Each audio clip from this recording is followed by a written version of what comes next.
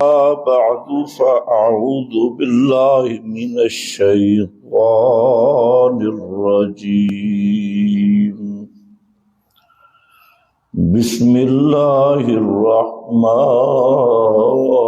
الرحيم.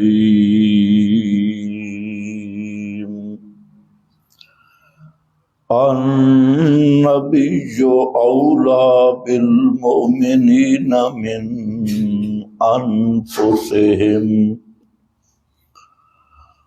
سبحان ربك رب العزة عما يصفون وسلام على المرسلين والحمد لله رب العالمین.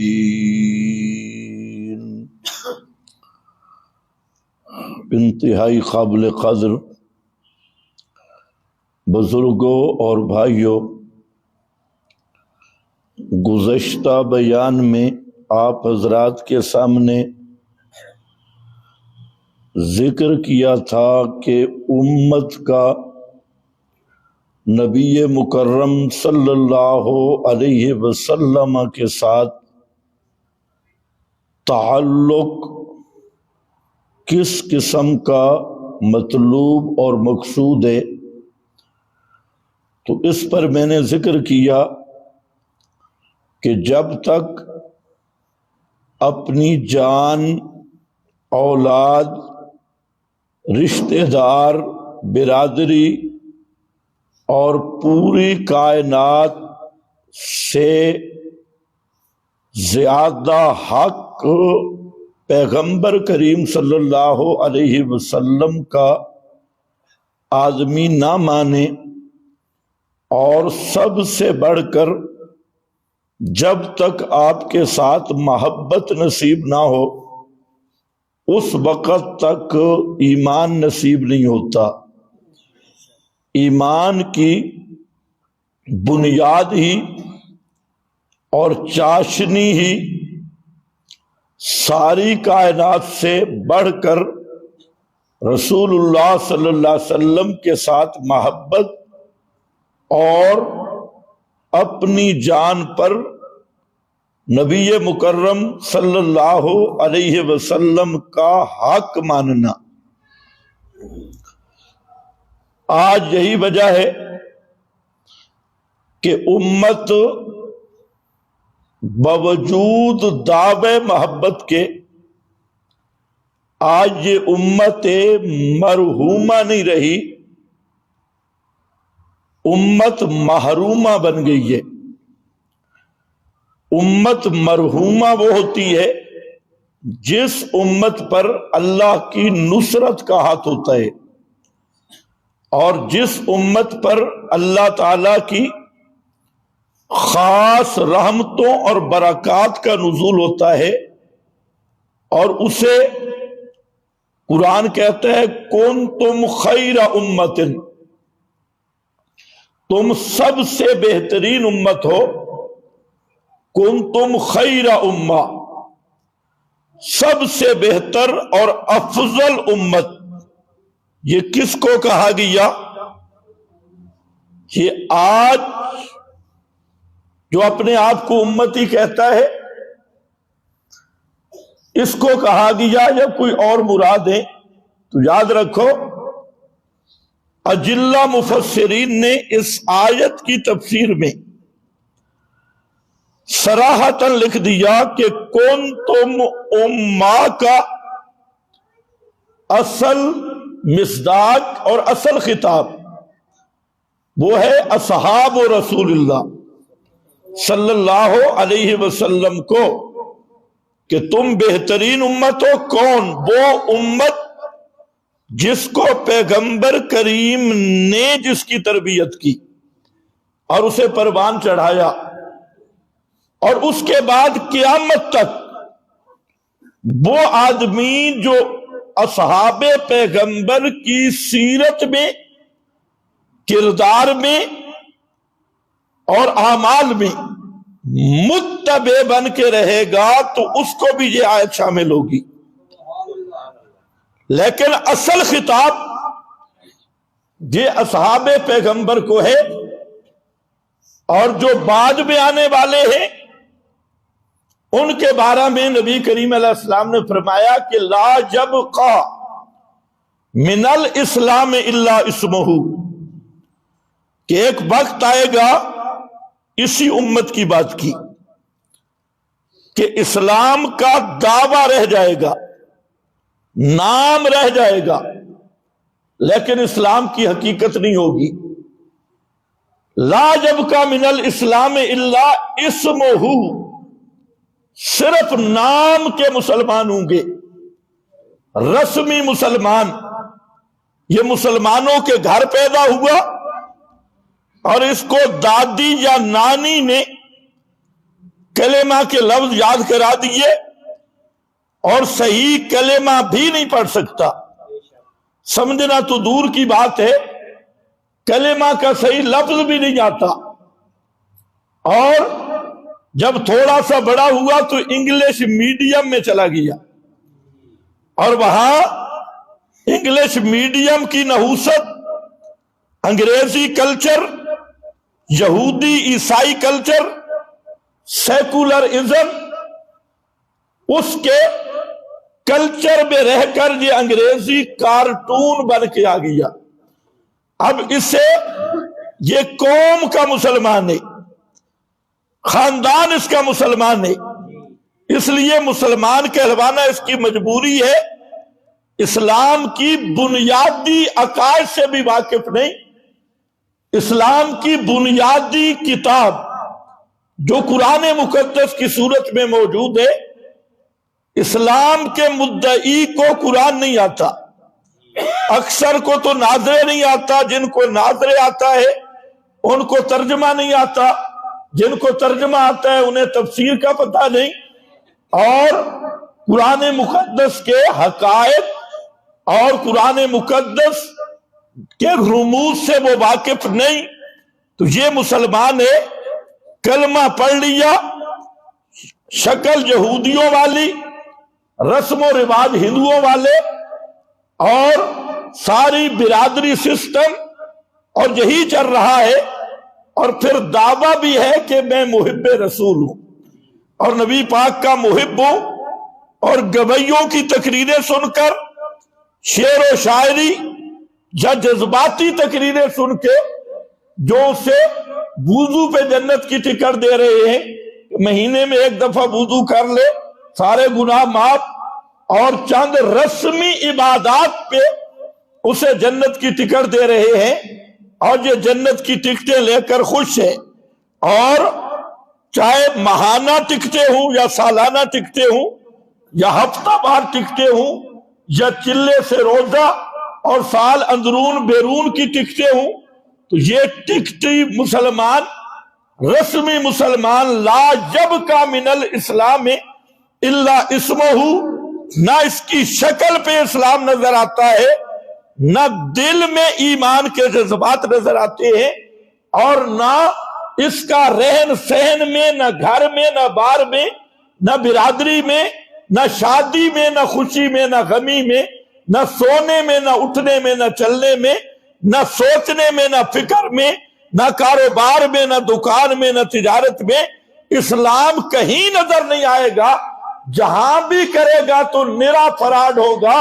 تجارت جھوٹ پہ مبنی ہے، دکانداری فراڈ پہ مبنی ہے، اس کا ذہن اور فکر دنیا کی محبت میں پھنسی ہوئی ہے، اور اپنی پوری کامیابی اس نے سمجھی ہے کہ میرے پاس مال آنا چاہیے، چاہے عزت بیچ کے حاصل ہو، چاہے حرام کھا کے حاصل ہو، چاہے سود کے ذریعے حاصل ہو، یا کسی غریب کا حق مار لوٹ مار کے ساتھ حاصل ہو. صرف میری دنیا، دکان، تجارت، یہ چیزیں میری چمکنی چاہیے، لباس، کھانا پینا، یہ میرے پاس صحیح ہونا چاہیے. اور برادری میں لوگ کہیں یہ بڑا آدمی ہے، بس یہ آج اسلام کا خلاصہ رہ گیا. اور ادھر کہتا ہے کہ میں ہوں بھی عاشق رسول، محب رسول. फरमाया ये कुंतुम खैरा उम्मा है, ये सारी उम्मतों से बेहतर, ये तो लाजब का मिनल इस्लाम इल्ला इस्मुहु, फरमाया इस्लाम का नाम रह जाएगा, बाकी सारा खाता खत्म। भला यबका मिनल कुरान इल्ला रस्मुहु, कुरान की सिर्फ रस्म बाकी रहेगी, खत्म दिलाना है। कुल 40वां बिदआत शबीने, नई दुकान बन रही है, नया मकान बन रहा है, नई तिजारत गाह है, जिस पर इसने झूठ बोलना है उसका इफ्तिताह कुरान पाक की तिलावत से हो रहा है कि कल इसी पे इसने गाने भी सुनने हैं, झूठ भी बोलना है, फराड भी करना है, हराम की कमाई भी करनी है। तो उसका इफ्तिताह के लिए जरूर मौलवी साहब आए, या दुआ करा दे या खत्म पढ़ा दे, ताकि बरकत हो जाए। एक खत्म से बरकत हासिल हो जाएगी, और बाद में जो झूठ बोलेगा, फराड करेगा, हराम खाएगा, तो ला यबका मिनल कुरान इल्ला रस्मुहु, कुरान को भी रस्म और रिवाज के तौर पे पढ़ेंगे, कुरान को अपना हादी और रहनुमा नहीं समझेंगे। जिसके लिए कुरान आया उस चीज के करीब नहीं जाएंगे। और फरमाया मसाजिदुहुम आमिरा, इनकी मस्जिदें रश से भरी होंगी। आमिरातुन भैया खराब मिनल हुदा, और हिदायत से खाली होंगी, उनमें हिदायत नाम की कोई चीज नहीं होगी। बउलमाउहुम शर्रुम मन ताता अदीम समा, और उनके खतीब मौलवी जाकिर मुजतहिद मुफ्ती उस जमाने के वो खिनजीर से भी बदतर होंगे। आसमान के नीचे जितनी मखलूक है, सबसे बदतर मखलूक उनके वो महबूब कायदीन और महबूब खतीब और महबूब मुफ्ती और महबूब शेखुल हदीस और महबूब मजहबी लीडर और मजहबी सकालर और सेकुलर, ये सबसे ज्यादा बदतरीन होंगे। तो आप अंदाजा कर ले, अल्लाह के नबी सल्लल्लाहु अलैहि वसल्लम ने इस उम्मत के आखिर का ये नक्शा बयान किया, जिस पर ये उम्मत आज पूरी तरह इसका मिज़ाक है।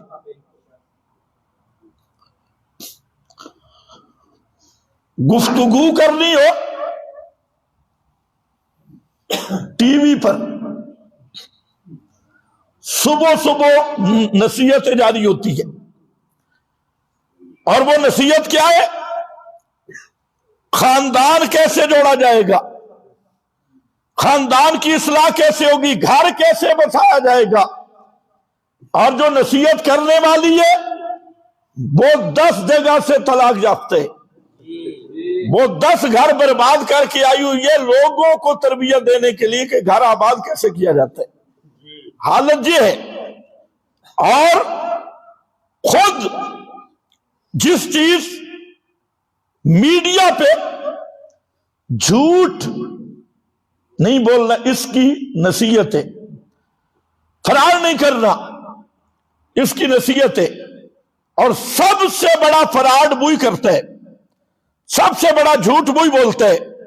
हराम नहीं खाना, सबसे बड़ा हराम खोर वही होगा। और मकान से कुछ नहीं होता, दुकान से कुछ नहीं होता, सबसे बड़ी दुकान भी इसी की है और सबसे बड़ा मकान भी इसी का है। तो फरमाया ये हालत बन जाएगी, इसलिए मेरा भाई कुंतुम खैरा उम्मा बनना है। तो उसकी जड़ ये है कि हर चीज को पीछे कर दे और मोहब्बत रसूल सल्लल्लाहु अलैहि वसल्लम और रसूलुल्लाह से ताल्लुक, ये सबसे ज्यादा इसको अहमियत दे। और इसी को कोशिश कर कि तेरी मोहब्बत रसूलुल्लाह सल्लल्लाहु अलैहि वसल्लम के साथ इस तरह हो जाए जिस तरह पैगंबर के सहाबा की मोहब्बत थी, उस तर्ज पे हो जाए।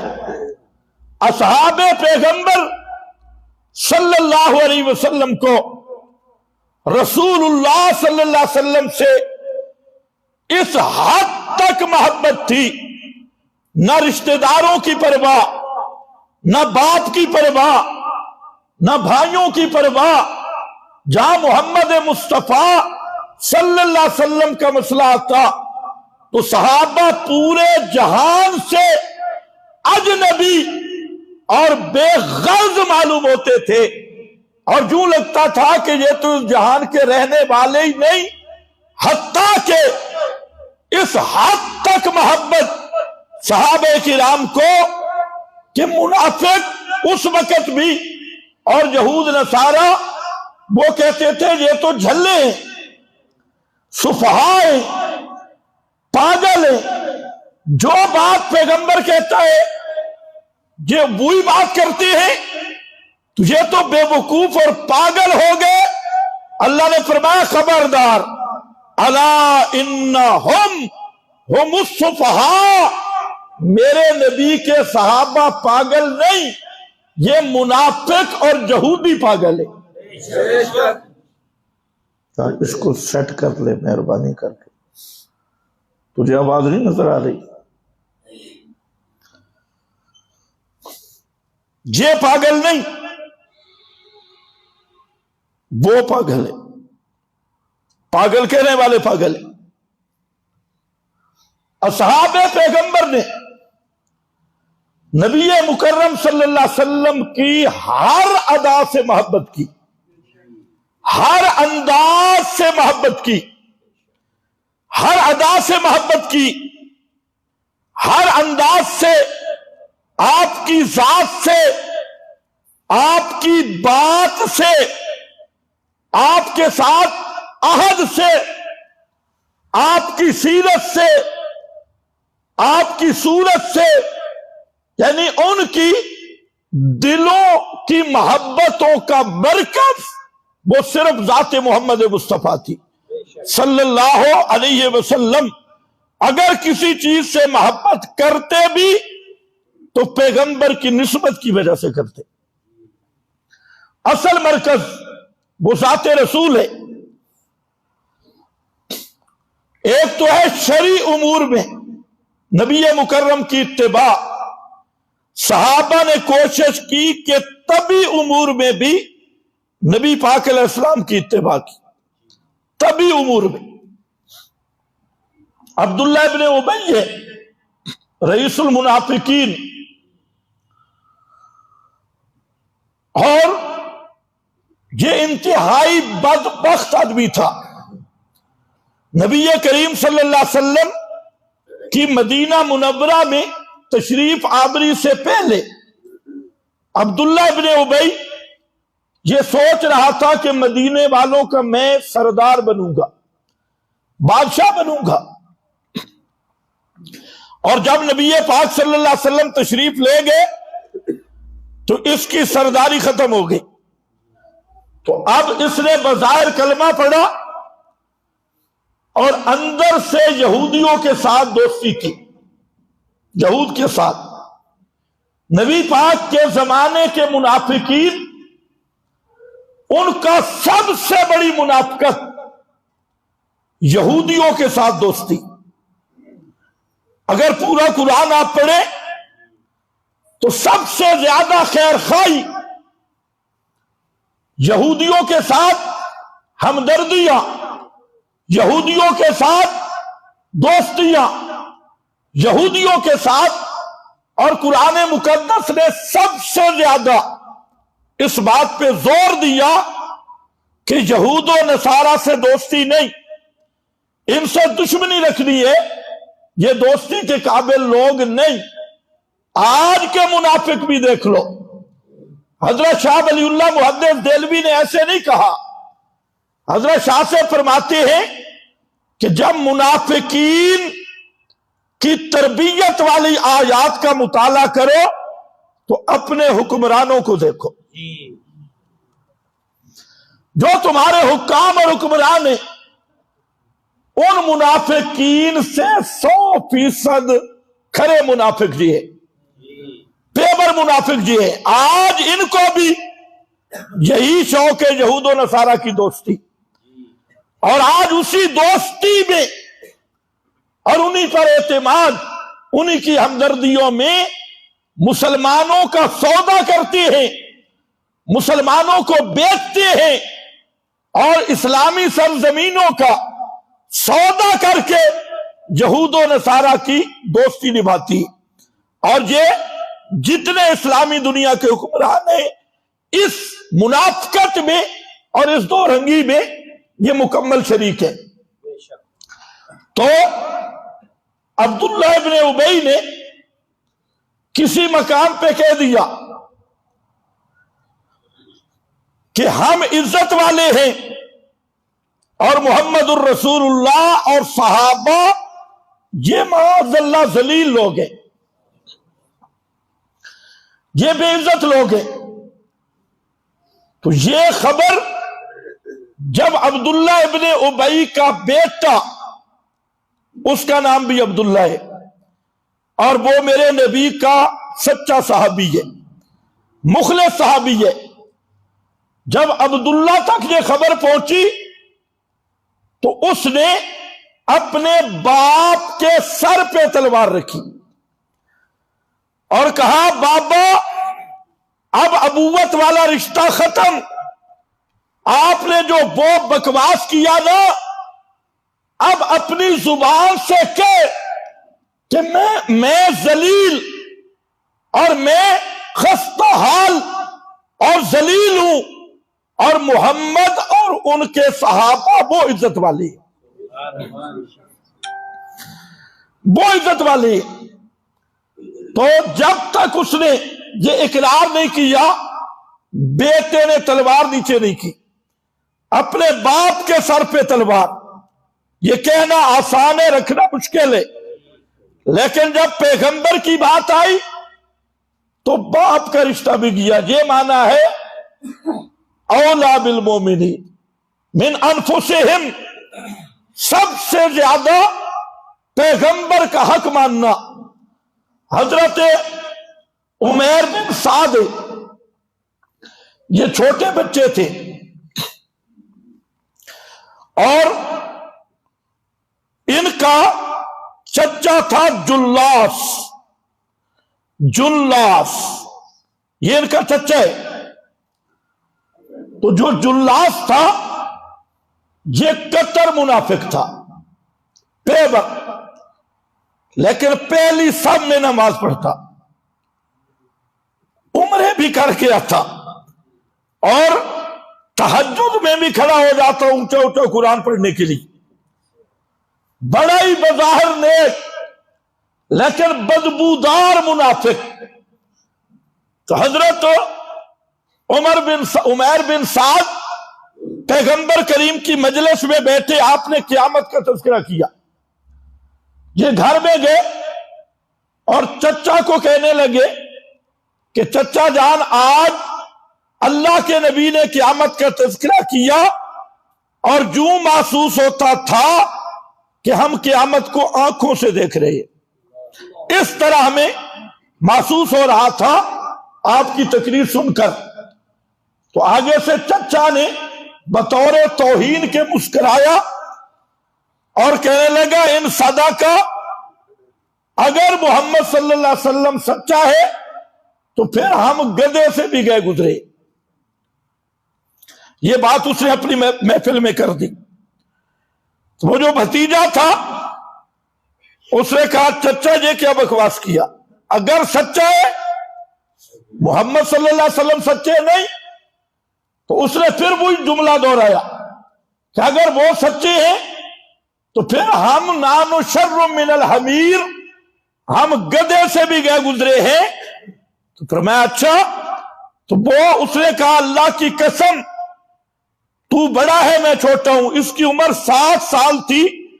یہ جو بڈھا منافق تھا 60 سال کا، وہ بچہ تھا.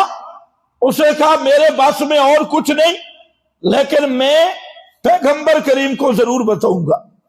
تو وہ چچا کہنے لگا آپ پیغمبر کو بتائے گا تو آپ کا اعتبار کس نے کرنا ہے. تو یہ جو بچہ تھا، یہ کانپتے کانپتے نبی کریم علیہ السلام کے پاس پہنچا اور کہتے ہیں اللہ کے رسول ان عمی قد خان اللہ و رسولہ، میرے چچا نے اللہ رسول کی خیانت کی اور تکذیب کی۔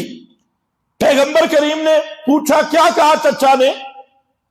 تو اس نے کہا کہ میرے چچا نے میرے سامنے یہ جملہ کہا کہ اگر محمد سچا ہے تو ہم گدھے سے بھی گئے گزرے ہیں۔ تو آپ صلی اللہ علیہ وسلم نے صحابہ سے مشورہ کیا تو بعض صحابہ نے کہا کہ اللہ کے رسول یہ بچہ ہے اور یہ اپنی بات بھی شاید نہ سمجھ سکا ہو، جو اس کی بات نہ سمجھ سکا ہو، تو جب تک تحقیق نہ ہو اس وقت تک قدم نہیں اٹھانا چاہیے۔ تو نبی پاک صلی اللہ علیہ وسلم نے فرمایا یہ بات ٹھیک ہے۔ تو وہ جو بچہ تھا وہ وہاں رونے بھی لگ گیا اور کانپنے بھی لگ گیا، اور اس نے دعا کی یا اللہ کہ اگر میں سچا ہوں تو صدقنی، تو میری تصدیق کر دے، اور اگر میں جھوٹا ہوں تو کذبنی، تو میری تکذیب کر دے۔ ابھی یہ دعا کر رہا تھا کہ اللہ تعالیٰ نے سورہ توبہ کی بعض آیات نازل کر کے یہ بتا دیا قد قالوا، ان منافقوں نے کلمہ کفر کہا ہے، اور نبی پاک صلی اللہ علیہ وسلم نے اس بچے کے کان پر تھپکی دی اور فرمایا بیٹا مرحباً مرحباً، تو وہ بیٹا ہے کہ جس کی تصدیق اللہ نے عرش پہ کر دی ہے، اور تیری بات بالکل حق ہے۔ چچے کی پرواہ نہیں، خاندان کی پرواہ نہیں، پیغمبر کی عزت کا مسئلہ کیا۔ حضرت ابو عبیدہ، آج کل تو ابو عبیدہ کا نام بڑا مشہور ہوا ہے،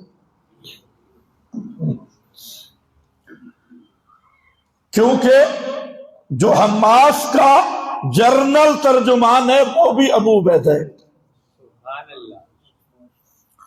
اس کی کنیت بھی ابو عبیدہ ہے، اور یہ ابو عبیدہ نبی کا صحابی ہے جس کو پیغمبر نے فرمایا امین ہذہ الامہ، اس امت کا امین ابو عبیدہ ہے۔ اور حضرت ابو عبیدہ کے جنگی کارنامے، جہاد کے کارنامے تاریخ بھری ہے۔ ہر معرکہ اور ہر جہاد کے میدان میں ابو عبیدہ کفر کے ایوانوں پہ ننگی تلوار ثابت ہوئے، چمکتی تلوار ثابت ہوئے۔ اور آج کا ابو عبیدہ بھی، یہ تو امتی ہے 15ویں صدی کا ابو عبیدہ، اور اس کی 15 منٹ کی تقریر سن لو، اسی سے اندازہ کر لو کہ جس ابو عبیدہ کو محمد کریم نے تیار کیا وہ ابو عبیدہ کیسا ہوگا۔ اس کی 15 منٹ کی تقریر امریکہ تک کفر کے ایوانوں کو ہلا کے رکھ دیتی ہے، لرزا کے رکھ دیتی ہے۔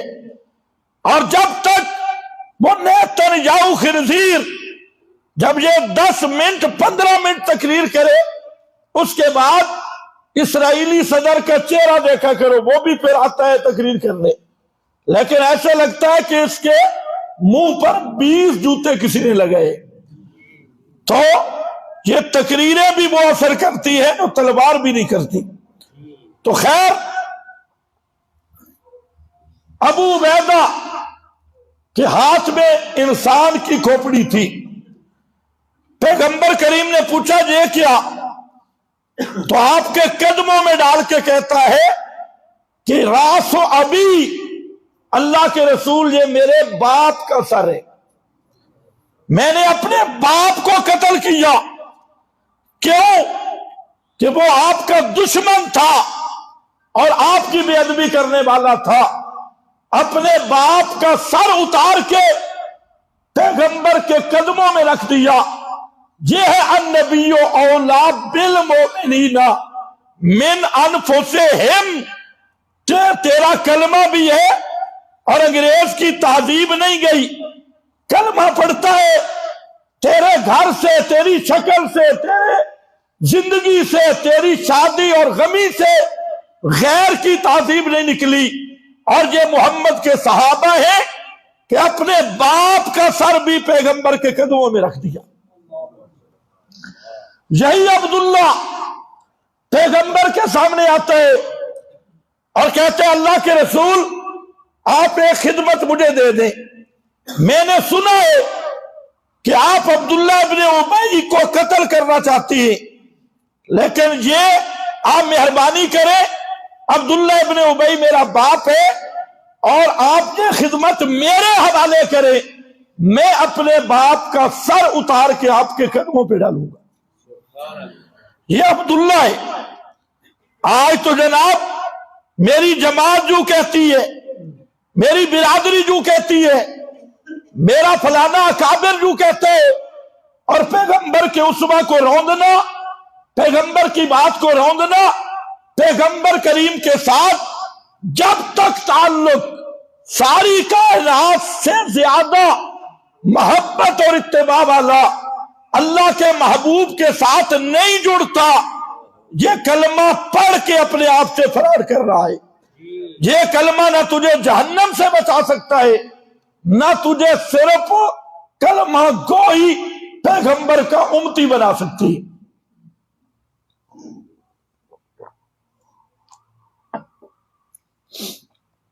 صحابہ نے ہر ادا کے ساتھ پیار کیا۔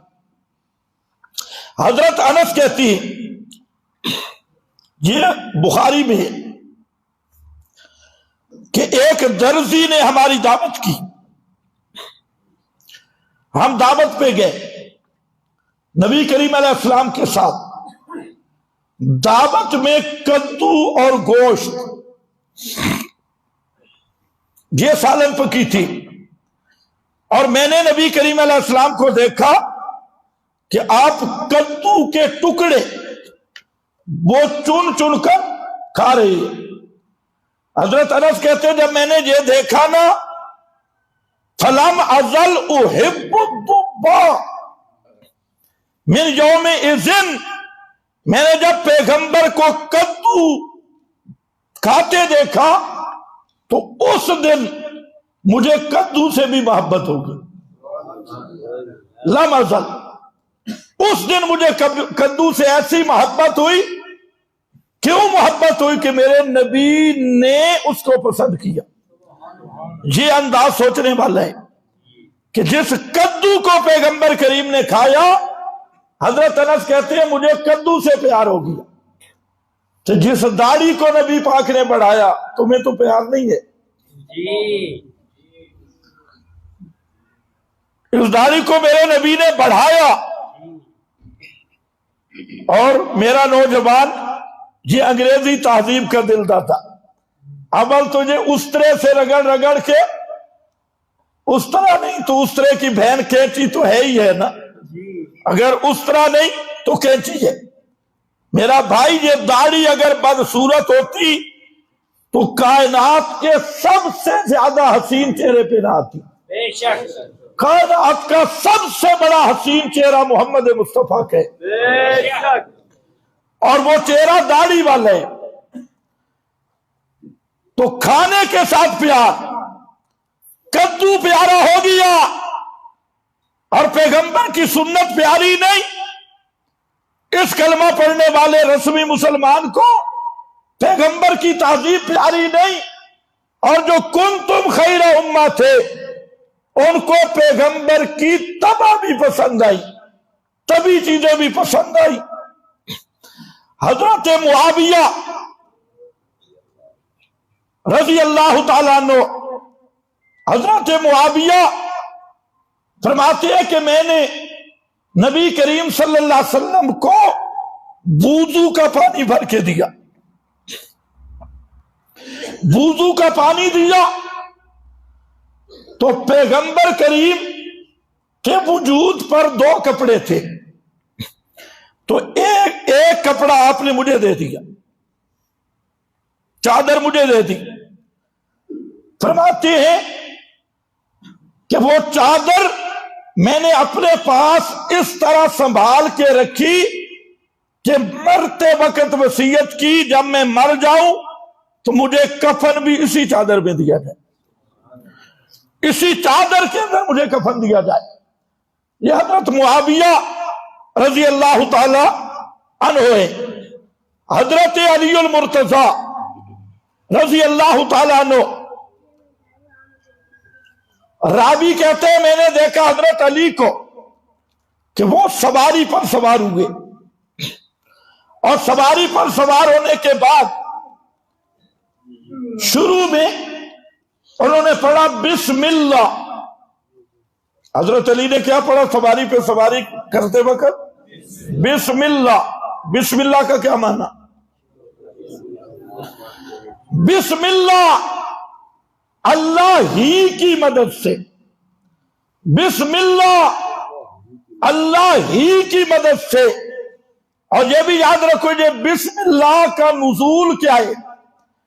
بیضاوی میں، روح المعانی میں اور کتب تفسیر میں لکھا کہ مشرک جب کوئی کام شروع کرتے وہ کہتے بسم اللہ والعزی، باب لات اور عزا کے نام کی برکت سے، ان کی مدد سے۔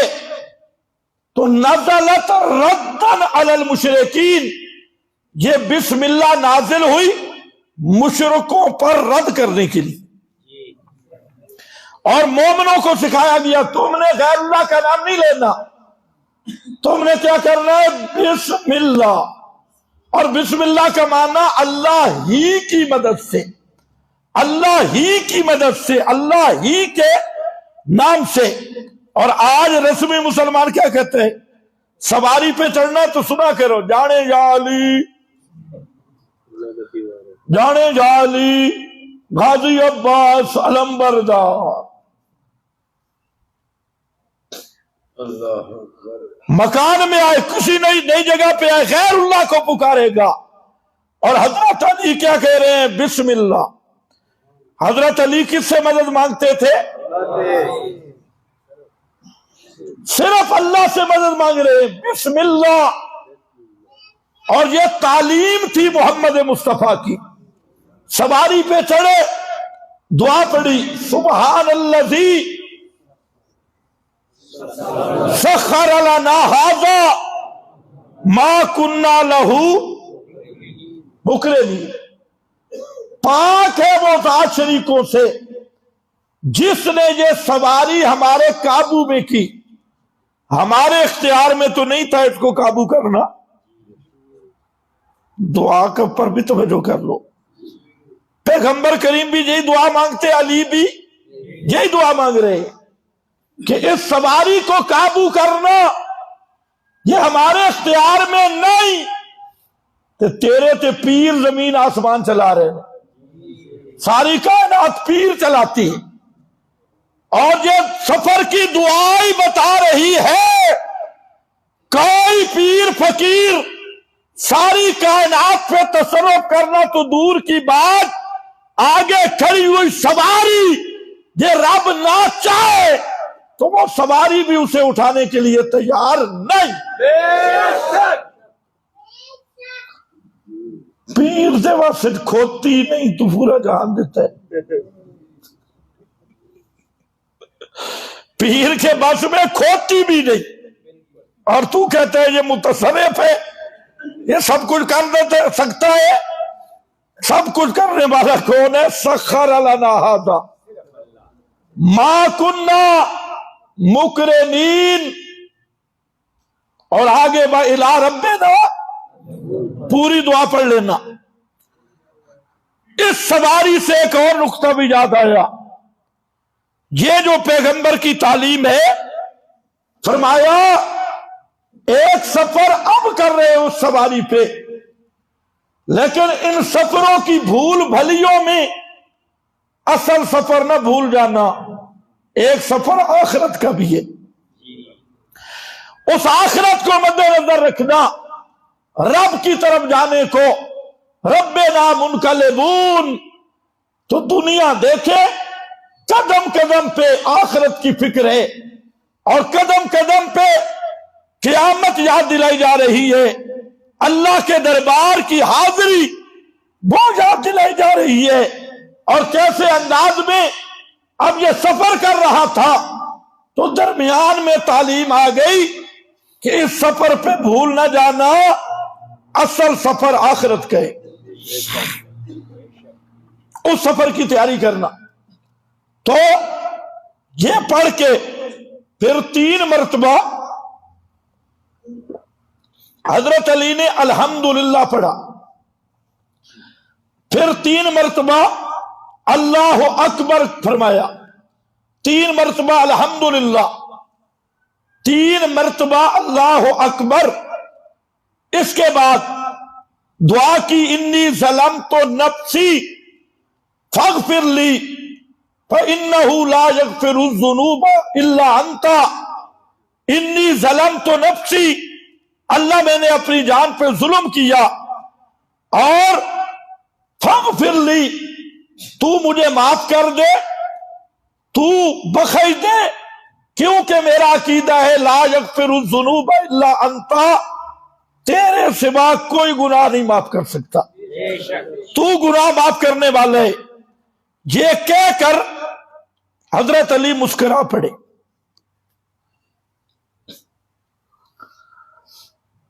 اس نے پوچھا حضرت مسکرائے کیوں، اس کی وجہ کیا؟ تو حضرت علی المرتضیٰ نے فرمایا کہ میں نے اللہ کے نبی کو اسی طرح دیکھا ہے، جب آپ سواری پہ چڑھے آپ نے یہ کلمات پڑھے اور پھر آپ مسکرائے، تو آپ سے پوچھا گیا کہ مسکرائے کیوں؟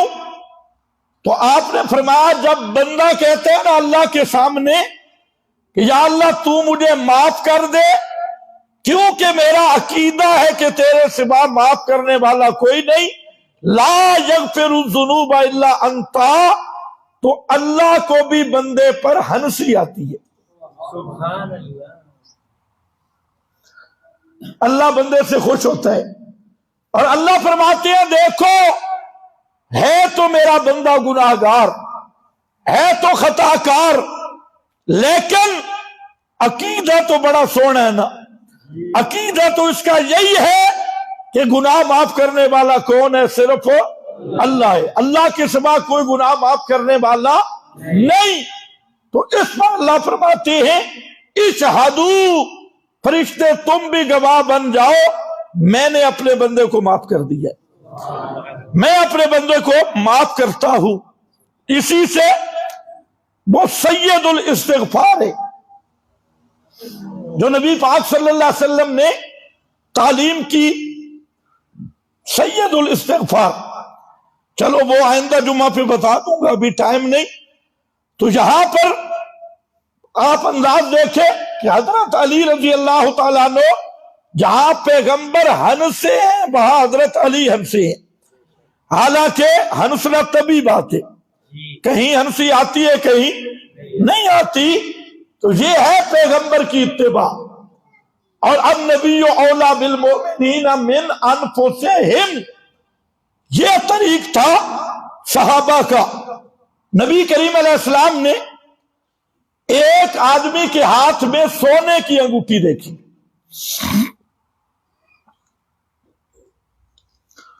جب سونے کی انگوٹھی دیکھی تو آپ نے وہ انگوٹھی اتاری اس کے ہاتھ سے اور پھینک دی۔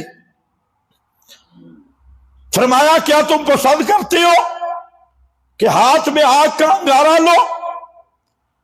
مرد کے لیے سونا حرام ہے، اس لیے آپ نے وہ انگوٹھی پھینک دی۔ آپ جب مجلس سے تشریف لے گئے، انگوٹھی پڑی تھی، تو ایک دوسرے آدمی نے اس کو کہا کہ انگوٹھی لے لے اور بیوی کو دے دینا، جیسے بیچ دینا، پیغمبر کریم نے تو تجھے منع کیا ہے پہننے سے، اور سونے کی انگوٹھی ہے تو اس سے نفع حاصل کر لینا۔ آگے وہ کہنے لگا لا آخذہ ابدا وقد طرحہ رسول اللہ صلی اللہ علیہ وسلم، اس نے کہا میں مرتا مر جاؤں گا، یہ انگوٹھی نہیں اٹھاؤں گا اس لیے کہ اس انگوٹھی کو پیغمبر نے پھینکا ہے، میں کبھی یہ انگوٹھی نہیں اٹھاؤں گا۔ طرحہ رسول اللہ صلی اللہ علیہ وسلم نے اس انگوٹھی کو پھینک دیا تو میں کیسے اٹھا سکتا ہوں؟ اب اللہ کے رسول چلے گئے تھے، آپ سوچیں اگر ان مسلمانوں میں سے کوئی ہوتا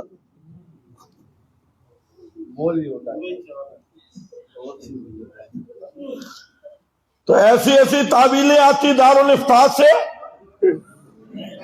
کہ پیغمبر کریم نے تو پہننے سے منع کیا ہے نا جی، مال ہے نا جی، ضائع نہ ہو جائے نا جی، اٹھا لینا جی، کوئی مسئلہ نہیں، بیوی پہن لے گی نا جی، بیچ کے روٹی لے لیں گے نا، فلاں کر لیں گے، جتنے ملا مفتی تعویلیں کرتے ہیں۔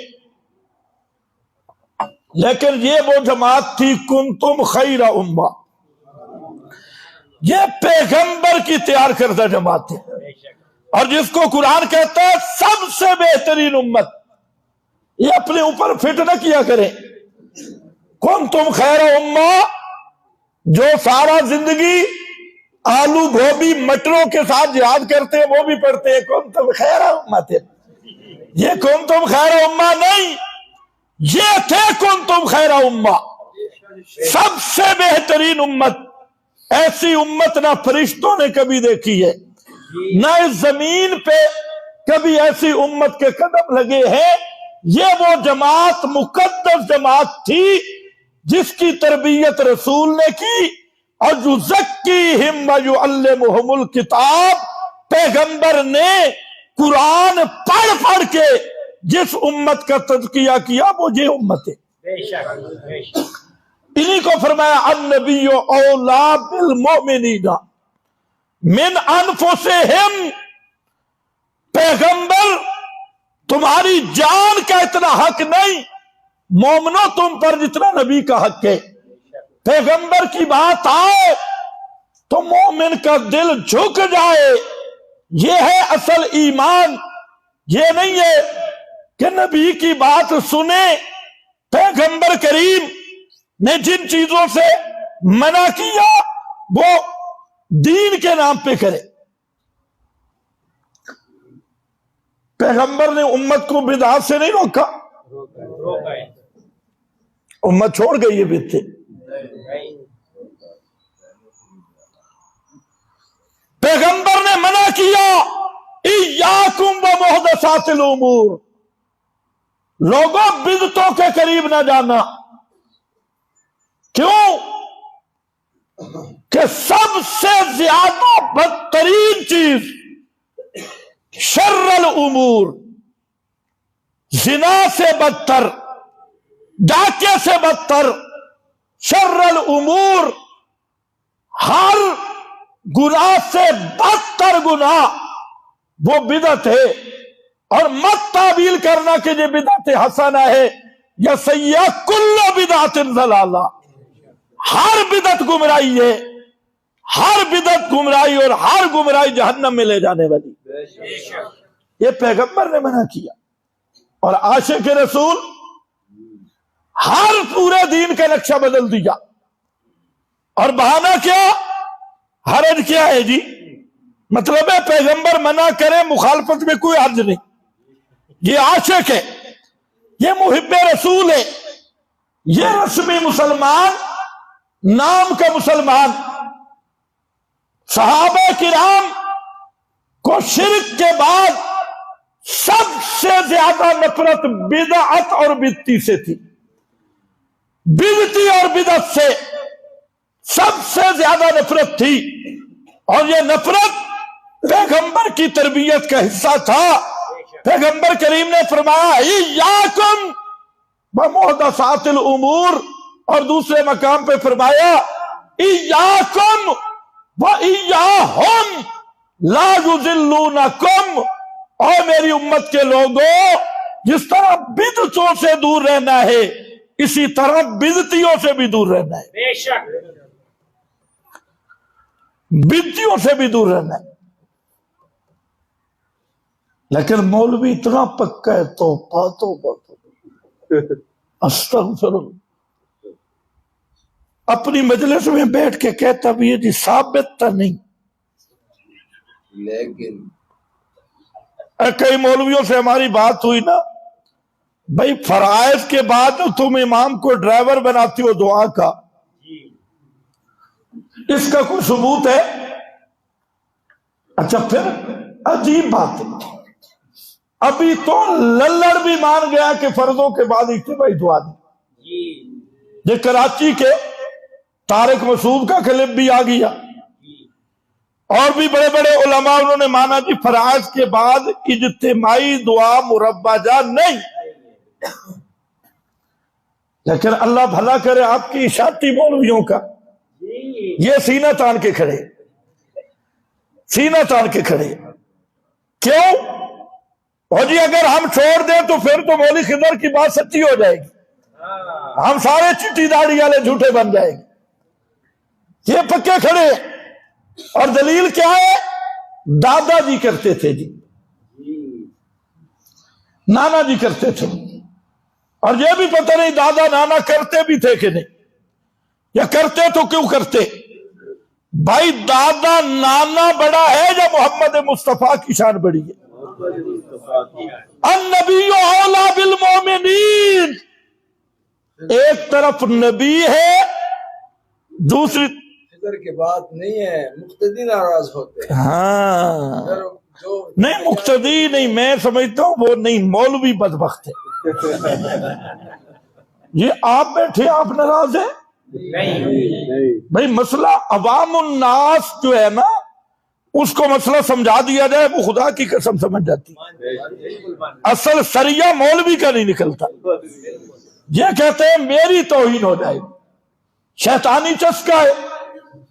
حدیث میں آتا ہے کہ بدعت جس طرح ہلکا کتا ہوتا ہے اور اس کے جراثیم ہوتے ہیں، اسی طرح بدتی میں جراثیم ہوتی ہے۔ تو ہلکا کتا بیچارہ اس کو زہر دینی پڑتی ہے، گولی مارنی پڑتی، ورنہ اس کے جراثیم ختم نہیں ہوتے۔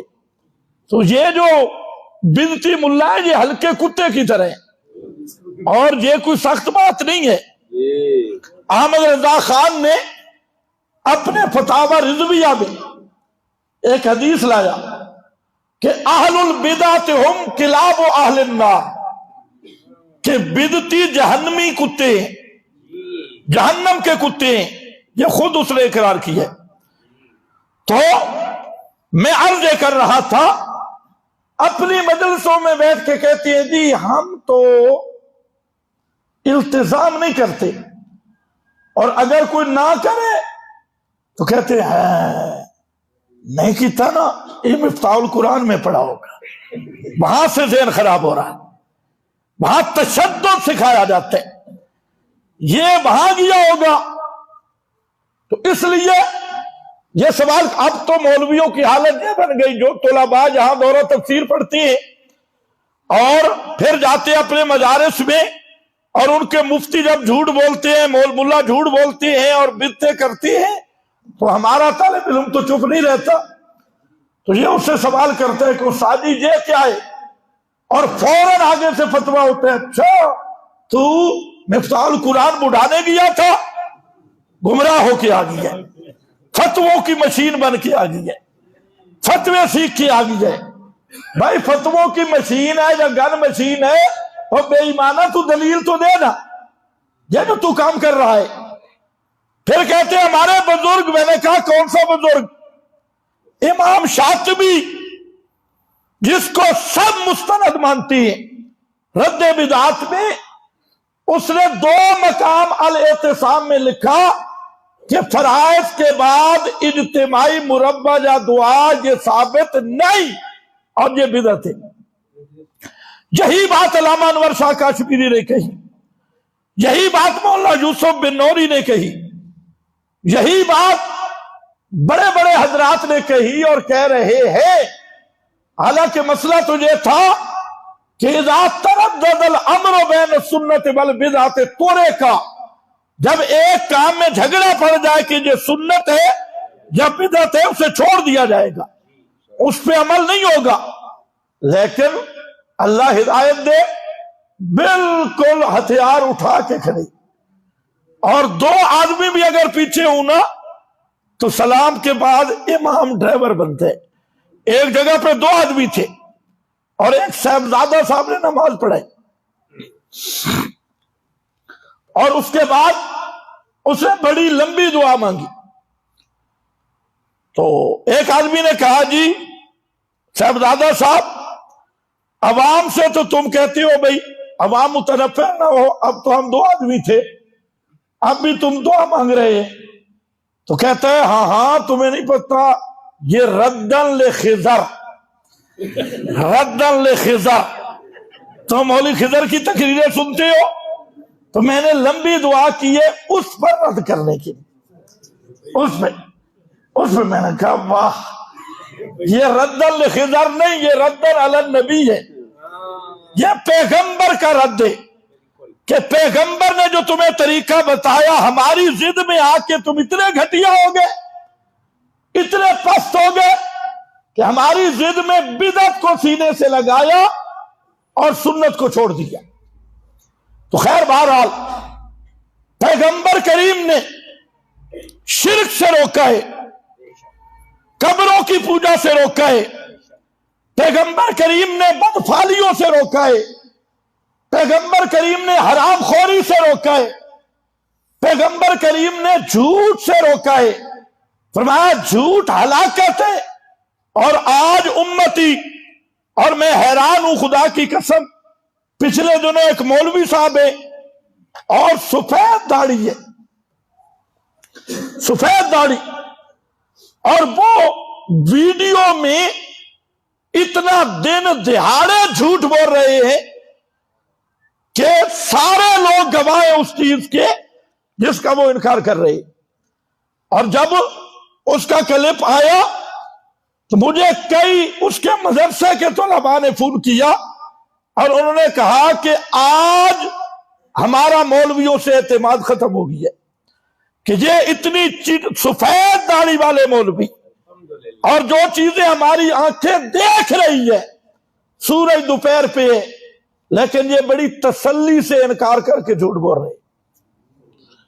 تو جب جو لوگ واقف نہیں وہ تو دھوکہ کھا جاتی، لیکن جو لوگ واقف ہیں ان کو اتنا بھی شرم نہیں، خدا کے سامنے تو پیش ہونے کا بالکل انکار ہے، ان کا عقیدہ ہی نہیں کہ اللہ کے سامنے پیش ہونا ہے، لیکن مخلوق کے سامنے جو مخلوق سامنے ہے پھر بھی جھوٹ بولنا اتنی دلیری کے ساتھ، تو اللہ ہی محفوظ رکھے۔ تو میں عرض یہ کر رہا تھا کہ امت بنتی ہے کنتم خیر امہ، اور ایمان ملتا ہے ہر چیز پہ محمد مصطفیٰ صلی اللہ علیہ وسلم کی اتباع کو ترجیح دینا، آپ کے ساتھ محبت اور آپ کو محبتوں کا مرکز سمجھنا، اور ہر وہ چیز جو پیغمبر اور تمہارے درمیان حائل ہونے لگے اس کو ہٹا دینا، اس کو کاٹ کے رکھ دینا، چاہے پیغمبر اور تمہارے درمیان برادری، اولاد، رشتہ دار اور آپ کے قریبی لوگ وہ حجاب بننا چاہتے ہیں، ان کو تو کاٹ کے رکھ دو، لیکن محمد مصطفیٰ کی سچی محبت اور آپ کے ساتھ تعلق سے غفلت اختیار کرنے کی اجازت نہیں، بے شک، ورنہ ایمان نہیں ہوگا۔ اب حضرت عبداللہ ابن مغفل صحابی ہے، یعنی چھوٹی چھوٹی چیزیں دیکھے صحابہ نوٹ کرتے۔ ایک آدمی پتھر پھینک رہا تھا، کنکر، چھوٹے چھوٹے پتھر، تو وہ ایسے ہی پھینک رہا تھا، تو حضرت عبداللہ ابن مغفل آئے اور انہوں نے کہا کہ پیغمبر کریم نے اس طرح پتھر مارنے اور پھینکنے سے روکا ہے، کیونکہ یہ کوئی شکار کی مشق تو نہیں ہے، نہ جہاد کی مشق ہے، تو آپ پتھر پھینک رہے ہیں، کسی راہ گزر کی آنکھ میں لگ جائے تو اس کو تکلیف ہوگی۔ تو اللہ کے نبی صلی اللہ علیہ وسلم نے اس چیز سے روک دیا کہ ایسے پتھر مت پھینکو کسی کو ایذا نہ ہو۔ جب عبداللہ بن مغفل چلے گئے پھر آئے تو وہ شخص اسی طرح پتھر پھینک رہا تھا، عادت تھی۔ تو عبداللہ بن مغفل نے قسم اٹھائی، واللہ لا اکلم، اللہ کی قسم پوری زندگی تیرے ساتھ بائیکاٹ رکھوں گا، کبھی تجھ سے بات نہیں کروں گا۔ کیوں؟ کہتے ہیں میں نے پیغمبر کی بات تجھے بتائی ہے اور تو آگے سے تعبیلیں کر رہا ہے کہ جہاں آدمی کوئی نہیں، فلاں کوئی نہیں۔ میں نے نبی کی بات ذکر کی اور تو نے اسے اہمیت نہیں دی، آگے سے تعبیلیں جوڑ لیے، اس لیے اللہ کی قسم پوری زندگی تیرا اور میرا تعلق نہیں۔ سمجھو ہے جی تو نے بھی کبھی یہ بائیکاٹ کیا ہے؟ انشاءاللہ کسی بنتی کے ساتھ قسم اٹھاؤ جی قسم کہ آئندہ تیرے جنازے کے قریب نہیں آؤں گا، تو مردود مر گیا، تیری تعزیتوں پہ نہیں آؤں گا، تیری غمی خوشی میں نہیں آؤں گا۔ ہاں بڑا مشکل ہے۔ نہیں جائیں گے۔ اب کئی تو ناراض ہی ہیں بھئی یہ ہمیں نہیں کہنا چاہیے، کہانی سناؤ ہمیں کچھ نہ کہو۔ یہ امت کہانیاں سن کے خوش ہے، حقیقت خرافات میں کھو گئی، یہ امت روایات میں کھو گئی۔ یہ خوش ہے پچھلے لوگوں کی کہانیاں سناؤ، ہمیں کچھ نہ کرنا پڑے، ہم کہانیاں سن کے جنت میں پہنچ جائیں، اور یہی قصے سن کے ہم جنت میں پہنچ جائے۔ نہ میرا بھائی عمل سے زندگی بنتی ہے، جنت بھی جہنم بھی۔ یہ خاک کی اپنی فطرت میں نہ ناری ہے نہ نوری ہے، صرف سننے سے جنت میں آدمی پہنچ جاتا۔ تو ابو جہل نے پیغمبر کریم سے سنا ہوا تھا اور رات کو چھپ چھپ کے پیغمبر سے قرآن سنتا تھا۔ صرف سننے سے کام نہیں، کام بنے گا دل میں انقلاب آئے، اور یہ عہد ہو کہ جس چیز سے میرے نبی نے روکا ہے میں اس چیز کے قریب نہیں جاؤں گا، جان چلی جائے گی میں اس چیز کے قریب نہیں جاؤں گا۔ اگر یہ عہد پکا ہو جائے تو یہ ہے اولا بالمومنین، یہ ہے پیغمبر کے ساتھ وفاداری، اور یہ ہے پیغمبر کریم کی اصل محبت۔ اور اس کا انعام یہ ہے کہ قیامت کے دن اللہ پیغمبر کا قرب عطا کرے گا۔ اور اس میں بھی حدیث ہے، ایک آدمی نبی کریم علیہ السلام کے پاس آیا۔ یہ آج میں حدیث سے اس لیے سنا رہا ہوں کہ کچھ بے ایمان کہتے ہیں یہ تو حدیث کو مانتے ہی نہیں ہے۔ اب مولویوں کا کون منہ بند کرے؟ تو ہاں یہ بات ذہن میں رکھنا، ہر جھوٹی روایت کو رد کرنا اور جھوٹی روایت کی تردید کرنا یہ بھی اسی کا حصہ ہے۔ النبی اولا بالمومنین، بے شک یہ پیغمبر کا دفاع ہے، بدعات کا رد نبی سے محبت ہے، جھوٹی موضوع روایتوں کا رد پیغمبر سے محبت ہے، توحید و سنت کا بیان یہ نبی سے محبت ہے، اور بدعتیوں سے بائیکاٹ یہ پیغمبر سے محبت ہے، مشرکین سے بائیکاٹ یہ پیغمبر سے محبت ہے۔ پیغمبر کریم صلی اللہ علیہ وسلم کا یہ حق ہے امت پر کہ پیغمبر کے باغیوں سے بائیکاٹ ہو، اللہ کے باغیوں سے بائیکاٹ ہو۔ وہ حدیث آپ نے نہیں سنی، من کذب علیہ متعمدا؟ سنیے تو ٹائم پورا ہو گیا، بس آخری بات، چلو پھر بھی جمعہ آئے گا انشاءاللہ، جو رائے دیا پھر بھی آئے گی۔ صحابی کہتے ہیں اللہ کے رسول بتاؤ متی الساعہ، قیامت کب ہے گی؟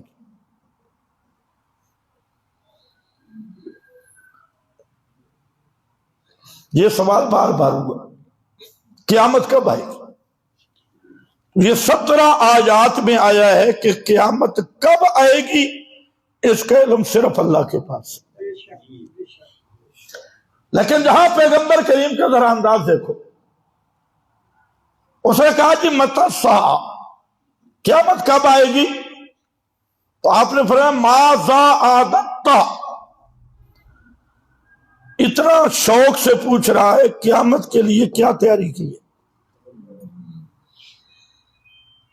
ماذا اعددت، تیاری کیا کی ہے؟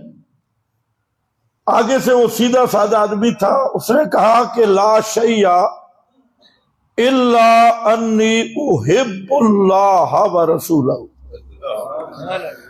یا رسول اللہ کوئی لمبی چوڑی تیاری تو مجھ سے نہیں ہوئی، ایک تیاری کی ہے کہ میں اللہ اور اس کے رسول سے محبت کرتا ہوں، بس یہی میری تیاری ہے۔ تو فرمایا جب یہ بات کی تو آپ نے فرمایا انت ما من احببتا، قیامت والے دن تو اس کے ساتھ ہوگا جس کے ساتھ تیری محبت ہے۔ یہود و نصارہ سے محبت ہے تو اس کی پارٹی میں ہوگا، انہی کے ساتھ ہوگی، عیسائیوں کے ساتھ محبت ہے، ہاں کرکٹر کے شیاطین کے ساتھ محبت ہے، ان کے ساتھ کھڑے ہوگے۔ انت ما من احببتا، اور علماء ربانی جین کے ساتھ محبت ہے، صحابہ کے ساتھ محبت ہے، پیغمبر کے ساتھ محبت ہے، تو قیامت کے دن ان کے ساتھ کھڑے ہوگے۔ کیا خیال ہے تمہارا؟ عمران خان کے ساتھ کھڑا ہونا چاہتے ہیں قیامت والے دن؟ نواز شریف کے ساتھ یا مولانا فضل الرحمان کے ساتھ؟ تمہاری جگہ ہی نہیں ہوگی وہاں، تو مریم نواز ہوگی اس کے ساتھ، تم جتنی بھی مولوی شولوی سارے پیچھے ہوں گے، آگے اس کے کندھے کے ساتھ یہی ہوگی، کیونکہ انت ما من احببتا، تو اس کے ساتھ ہے جس کے ساتھ محبت رکھتا ہے۔ حضرت انس کہتے ہیں کہ یہ حدیث سن کے ہمیں اتنی خوشی ہوئی کہ ہم بیان نہیں کر سکتے۔ فرماتے ہیں انی احب النبی وابا بکر وعمر، حضرت انس کہتے ہیں ہمیں خوشی ہوئی کہ ہمیں نبی سے بھی محبت ہے، ابو بکر سے بھی محبت ہے، عمر سے بھی محبت ہے، اور قیامت کے دن ہم ہوں گے ان کے ساتھ۔ صحابی یہی کہنا چاہتے ہیں، ابو بکر عمر کا نام لے کر بتانا یہی چاہتا ہے صحابی رسول کہ پیغمبر کی محبت کی تکمیل ہوتی نہیں جب تک نبی کے صحابہ سے محبت نہ ہو۔